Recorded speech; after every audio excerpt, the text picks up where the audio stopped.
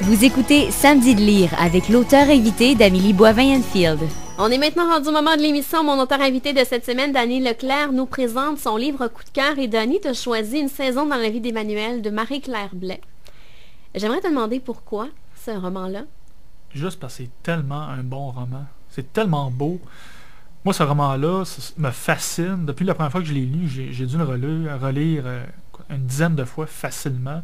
Je le mets souvent à l'étude aussi, dans mes cours au cégep. Puis à toutes les fois, je trouve quelque chose que je n'avais pas vu avant. Donc il y a une richesse là-dedans, une profondeur.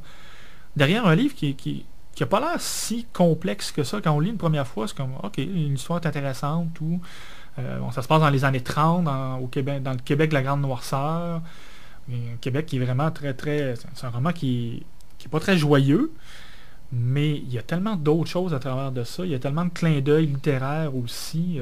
Juste dans le titre, Une saison dans la vie d'Emmanuel, c'est une saison en enfer de Rimbaud. Puis il y a un personnage là-dedans qui est poète, justement.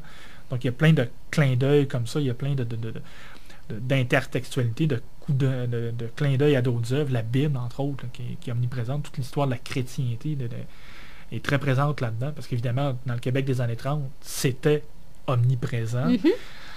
Puis, des enfants, il y en avait tellement. Oui, 14, ben je pense, si je me rappelle bien. 14 ou 16, 16 c'est ça. L'Emmanuel du titre, qui est le dernier né, Mm-hmm. et le 16e enfant de cette famille-là. Une famille où il y a eu déjà plusieurs morts, plusieurs enfants qui sont disparus. Puis le Emmanuel du titre, ben, c'est une saison. On espère qu'il passe l'hiver pour que justement qu'il puisse éventuellement survivre. Et bon, on va vendre un peu un punch. Il va survivre à la fin, donc il y a un peu d'espoir dans cet Emmanuel-là, qui est aussi Emmanuel, un personnage évidemment très, très chargé de sens au niveau catholique.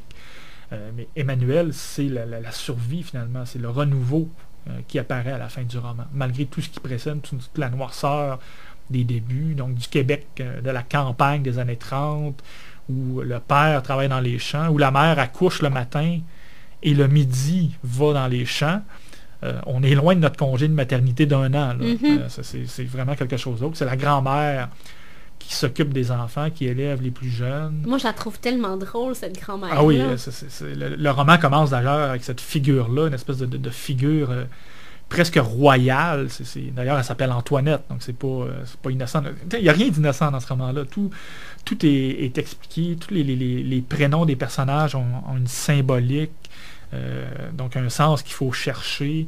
Puis c'est la grand-mère Antoinette qui est là au début, qui règne sur sa famille, sur la maison, sur tous les enfants, qui daigne lancer des bouts de pain ou de la nourriture en dessous de la table aux enfants qui sont là. Il y a plein de clins d'œil donc à la royauté française aussi. Elle tient tête au père des enfants aussi. Oui, c'est qui la vraie boss de la famille? C'est pas le père, c'est la grand-mère qui est là, qui décide.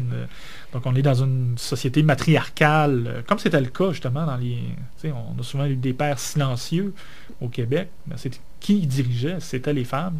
Les grands-mères aussi qui s'occupaient de ces familles-là. Et c'est un roman qui est tellement bien écrit. C'est presque insultant pour l'auteur que je suis, qui écrit 2 romans à 42 ans. Mon premier à 35. Elle, Marie-Claire Blais, a écrit ça milieu des années 60, à 25 ans. Déjà écrire un roman aussi bien écrit, aussi profond, aussi lourd. Comme, wow! Et moi, depuis ce temps-là, je lis tout. J'ai un peu de retard, là, mais je lis tout de Marie-Claire Blais. C'est une romancière que je vénère d'une façon inexplicable. Et comment tes étudiants réagissent lorsqu'ils lisent justement ce livre-là de Marie-Claire Blais? Ben, ils ne trouvent pas ça facile au début, justement, parce que c'est une œuvre qui est très sombre.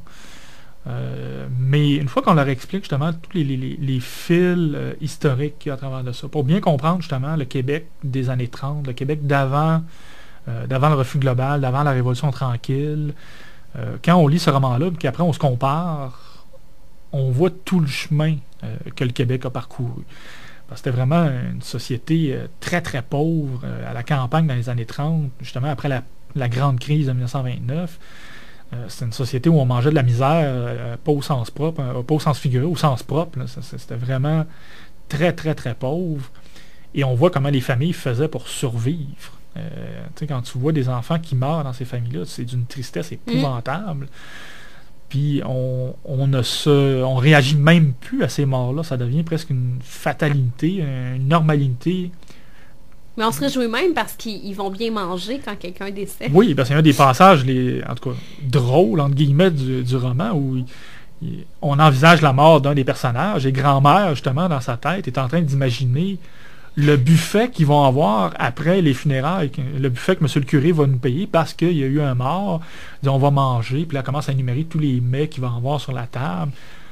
Et là, tu dis, mon Dieu, c'est donc bien épouvantable de se réjouir de la mort d'un de ses petits-enfants pour manger, mais c'est là qu'on voit qu'on se nourrit de la mort des autres, finalement. C'est on est presque en train de manger le cadavre de l'enfant qui est plus là, mais qui permet aux autres de survivre.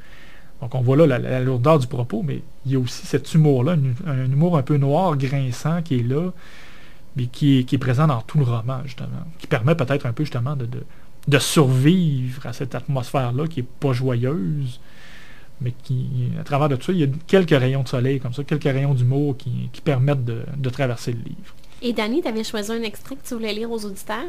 Oui, qui reflète justement bien un peu le rôle de la religion dans cette époque-là, parce que c'était quand même pas rien en 65 d'écrire un roman qui critique de cette façon-là la religion.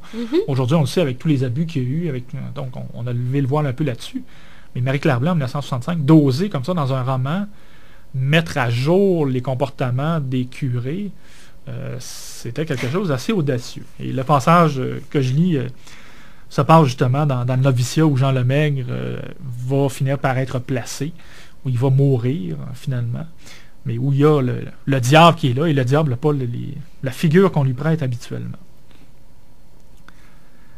C'est ainsi que le diable commença à apparaître à Jean Lemaigre, avec prudence d'abord, puis de plus en plus fréquemment. Il entrait par la fenêtre du dortoir, émergeant de la lumière de la lune, avec sa robe noire, son chapeau de fourrure sur le front, ses souliers boueux à la main. Jean Lemaigre se hâtait de faire son examen de conscience avant que le diable ne se glisse dans son lit. Il était minuit. Le surveillant ronflait déjà dans sa cellule, mais s'échappait encore de sa porte un filet de lumière rouge où se baignaient, comme dans un étang, des pieds somnambules qui erraient d'un lit à l'autre. Ensevelis dans leurs raies de chemises de nuit, exhalant un cœur de plainte, les uns dormaient d'un sommeil béni, les mains jointes sur les draps, le profil droit comme des noyés flottant sur l'eau. D'autres éveillaient les tentations en bougeant dans leur lit, car, comme disait le surveillant, lorsque les lits craquent, je sais ce qui se passe. Et il avait raison. Jean Lemaigre lui-même, suant de fièvre dans sa chemise de coton, avait en peu de nuits parcouru tous les lits du dortoir. Il se consolait que Pomme et le 7e, eux, au moins, dormaient du sommeil de l'innocence auprès de leur grand-mère.